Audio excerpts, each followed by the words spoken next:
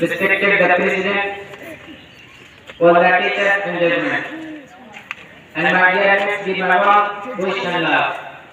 I really thankful to the whole audience who were sent or paid me. Today I stand with my house subject, the subject Islam and terrorism. All glorification is to Allah, who is the Lord of the skies and earth. And let this be up our last Prophet Muhammad sallallahu alaihi wasallam. Dear audience, I would like to tell some words about Islam and terrorism. Literal meaning of Islam. Islam is an Arabic word that means sincerity, safeness, and peace. Meaning of Islam in Islamic terminology. Islam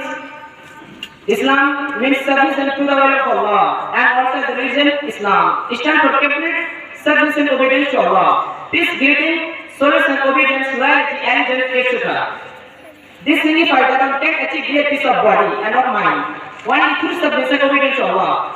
Allah says in the Holy Quran, "Wallahu yad'u ila dar salam," means Allah invites to the road of peace. It is known over that there is a religion Islam. Islam is peaceful, universal religion.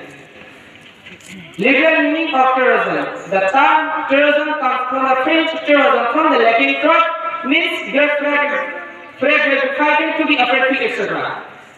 Meaning of terrorism in Islamic terminology. The unlawful use of violence, elimination, especially against civilians in the past political areas. Their brothers and sisters. Today Islam is being defended all around the world. Islam is being defended by believing it of terrorism. The enemies of Islam accuse the Muslims of terrorism in the religion of terrorism. And all these are being done only to the surface of the world. There are a lot of incidents which demonstrate that Muslims have a connection with terrorism. There are a number of verses of hadith. It's flawed to fight against without a great reason. If Islam never tells to fight against, this is to establish the right. If Islam tells to battle against without, that is to disturb. If Islam never tells to battle for experiment, but it tells to do battle for the means of justice. Allah says in the Holy Quran, إِنَّمَا جَزَاءُ الَّذِينَ يُحَارِبُونَ اللَّهَ وَرَسُولَهُ وَيَسْعَوْنَ فِي الْأَرْضِ فَسَادًا. That means the punishment of those who wage war against Allah and His Messenger, and His child might be made from mystic through the land. What is that? Injuration or crucifixion or the cutting of hands and from opposite sides. What is that from the land? That there is disgrace in this world. A heavy punishment is there hereafter. لا تقتلوا ذرية ولا صفة ولا شيئا فاعلا ولا كسبا ولا صغيرا ولا يعطا. That means don't kill children, one person, England and man. The enemies of Islam believe of terrorism. It is quite peaceful rules of it.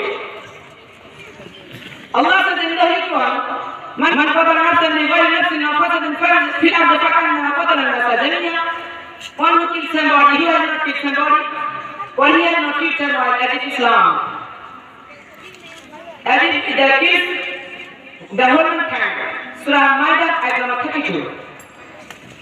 So I can assert that Islam never orders to kill someone without any good reason. On the day of victory over Makkah, Muhammad sallallahu alaihi wasallam could take revenge on the people of Makkah. But he forgave them, a very forgiveness. At last, I prayed to the great Rabbul Alameen that grants us the right knowledge and understanding of Islam. Ameen. I conclude my speech saying Assalamu alaikum wa rahmatullah.